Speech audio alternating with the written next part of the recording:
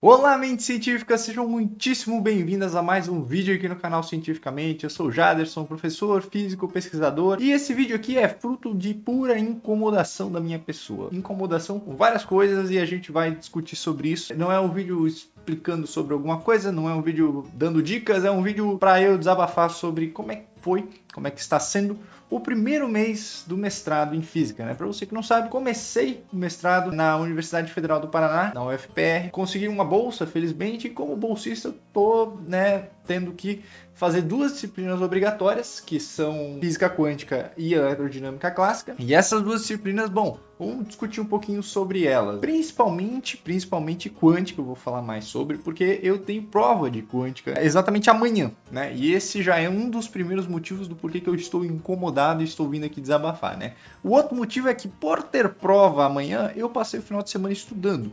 E eu tô gravando esse vídeo já na segunda e eu quero postar ele na segunda. Se você vai ver ele daqui a 20 anos, não faz diferença. Saiba que eu tô gravando ele no mesmo dia que vai ser postado, porque amanhã eu tenho prova e eu passei o final de semana estudando. Então eu já estava incomodado porque eu não estava conseguindo gravar vídeo, por isso que eu vim aqui. A outra disciplina, que é a eletrodinâmica clássica, ela me incomodou e me tomou muito tempo, principalmente no primeiro mês ali, nas primeiras 3 ou 4 semanas, porque o professor, ele sentou o pé no acelerador da disciplina, passou 3 capítulos do livro texto, que é o glorioso, grandioso livro do David Jackson, John David Jackson, que simplesmente não mede esforços para ser leve, né?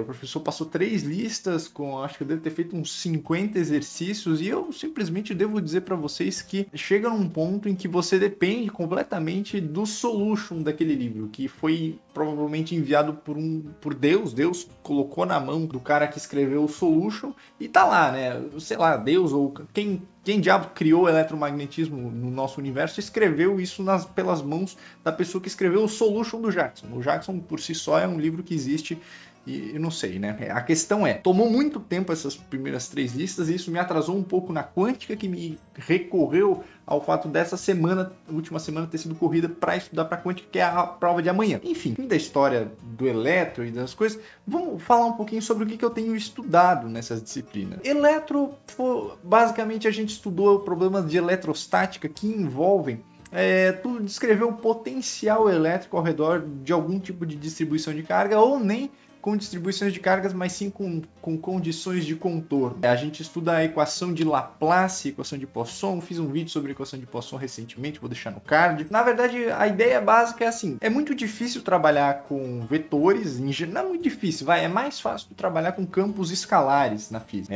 ou ao menos no eletromagnetismo. Então, a gente descobriu que a gente pode definir um campo escalar para os fenômenos eletromagnéticos, elétricos principalmente, né, nesse caso, eletrostático, que é o potencial eletrostático. E esse potencial, se a gente souber descobrir o potencial, a gente consegue descobrir qual é o campo elétrico, qual é a distribuição de carga do sistema, quais são as forças que agem, a gente pode controlar os fenômenos do eletromagnetismo. Então, os primeiros 3 capítulos do Jackson, que eu estudei até agora em eletrodinâmica clássica, se referem a problemas eletrostáticos, encontrar esses potenciais para depois poder encontrar as forças que agem sobre o sistema, os campos elétricos, as cargas induzidas e tudo mais. Só que esta ação de encontrar o potencial elétrico, ela é muito simples, quando tu tem uma carga pontual, como foi o caso do vídeo lá que eu fiz, né, recentemente. Uma carga pontual é muito simples. Não é muito simples, né? Mas você tem menos trabalho. Se a situação, por exemplo, digamos que não exista cargas, Laplaciano do potencial elétrico é igual a zero. E aí a gente tem uma equação chamada equação de Laplace. E essa equação de Laplace, ela pode ser resolvida de diversas formas, de acordo com a simetria que a gente tem no problema. Imagine, por exemplo, só que existe uma solução geral. Os físicos, os matemáticos em geral estudaram e descobriram, não, essa é a solução geral. Para você aplicar para o seu problema, você tem que saber quais são as condições que contornam esse seu problema. Você tem que saber alguma coisa prévia sobre o seu sistema para depois saber a solução em qualquer lugar. Então, por exemplo, eu quero determinar dentro de uma caixa, né, qual é o potencial elétrico dentro de uma caixa.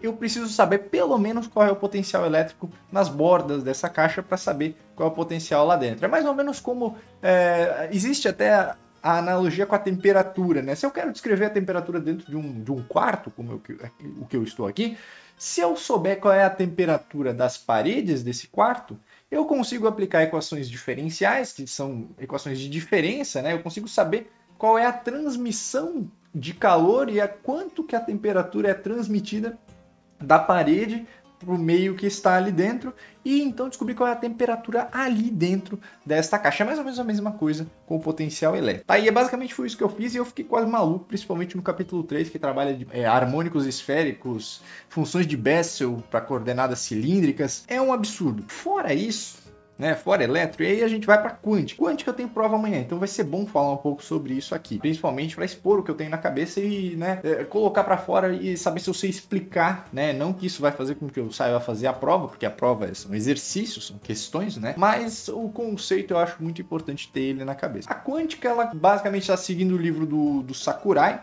que é um livro famoso, e vou deixar ali na descrição se você quiser comprar e me apoiar também, né? É o link de associado da Amazon. Você comprando por esse link retorna um 10%, se eu não me engano, para mim, né? Sem acréscimo, né? E qualquer outra coisa que você comprar entrando por esse link vai me dar um percentual, tá? Então, se você quiser me ajudar, essa é uma das formas. Mas, voltando para o Sakurai. O Sakurai é um livro básico, ele tem 8 capítulos e esses 8 capítulos são a base da física quântica, da mecânica quântica, né, moderna, né, o livro é Mecânica Quântica Moderna, o título. A gente estudou até agora os 2 primeiros capítulos, claro, o professor não se prendeu só ao Sakurai, ele encheu a gente de referência, para não dizer outra coisa, e eu tenho bastante coisa que eu ainda quero ler para a prova para amanhã, mas são mais coisas conceituais.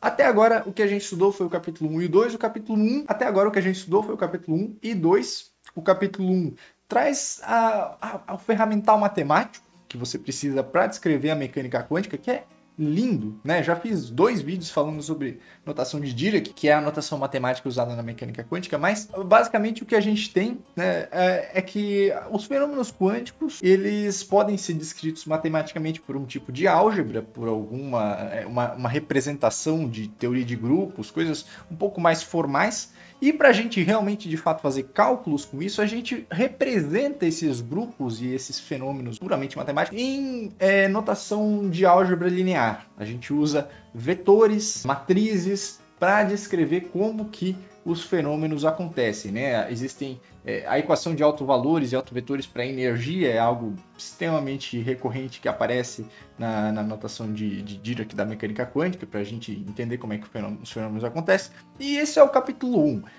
Descrever a matemática, bracket, operador, como é que um operador atua sobre um estado e o que isso acontece, o que faz. Né? No final do capítulo a gente começa a entender algo que daí já vai se juntar com o capítulo 2, que é sobre como que o sistema quântico se modifica no espaço. Como é que a gente faz um sistema quântico andar? Né? Como é que eu descrevo um elétron em movimento?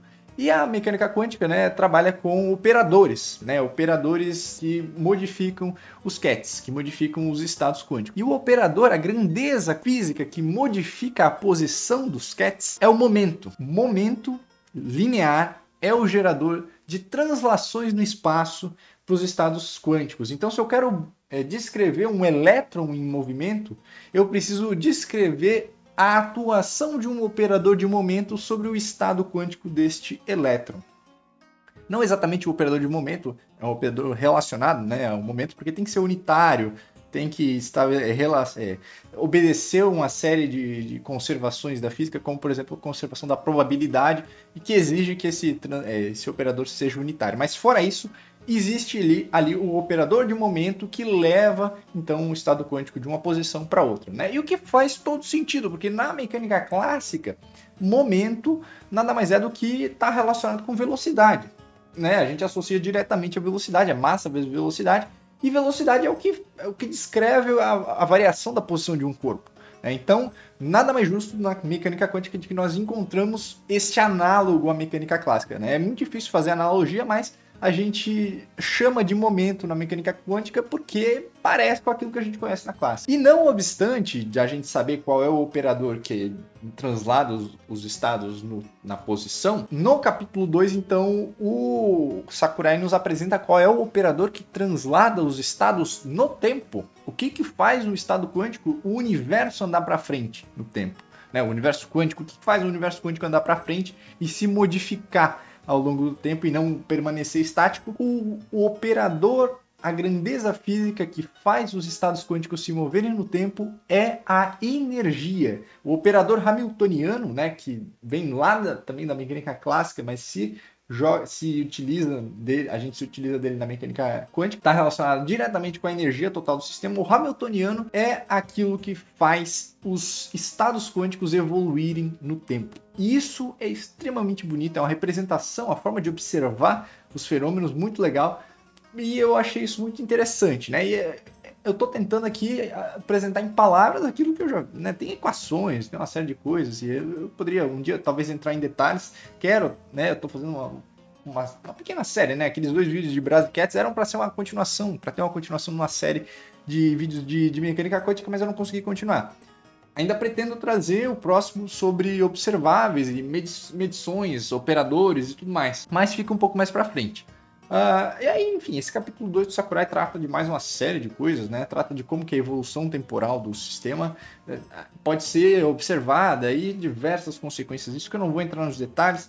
Fala sobre efeito Aharonov Bomb, que é um negócio muito bonito, muito legal, mas que eu não vou entrar em detalhes. Mas eu vou deixar alguns saiba mais aqui na descrição se você quiser ler, tá? Algumas referências muito bacanas, com contas, com detalhes. E eu vou deixar na descrição, tá? Sobre quântica, até sobre eletro, se eu achar alguma coisa interessante, eu deixo ali. Beleza? Esse vídeo tá com 12 minutos de gravação, não era nem para ter ficado tão longo, tá? Mas eu gostei de fazer, tá? Eu tava bem... no começo da gravação eu tava bem incomodado, e agora eu falei sobre uma série de coisas e eu me sinto bem. Melhor, né? Melhor do que eu tava antes. Amanhã eu tenho que fazer a prova, por causa da prova eu já tô atrasado com as coisas de eletro, porque eu continuo passando, mas isso não vem ao caso. Vem ao caso que, se você tiver interesse, eu estou fazendo lives na Twitch, né? E não vou deixar de falar Twitch aqui, porque eu acho que não faz diferença. Então, twitch.tv/cientificamente42. Eu abri já a live para fazer contas do Sakurai lá, e abri também para jogar, às vezes, Astroneer. Se você quiser, confere lá, né, quando acabar esse vídeo aqui. Mas o vídeo tá ficando por aqui mesmo. Deixa o seu comentário, tá? Não deixe de comentar ali o que você tem estudado, como é que você vê, se você já estudou isso, como é que foi, se você quer estudar, qual que é a sua ideia sobre o vídeo. Por favor, interaja, a gente conversa ali nos comentários. E é isso aí, eu fico por aqui. Muito obrigado, até um próximo vídeo e valeu!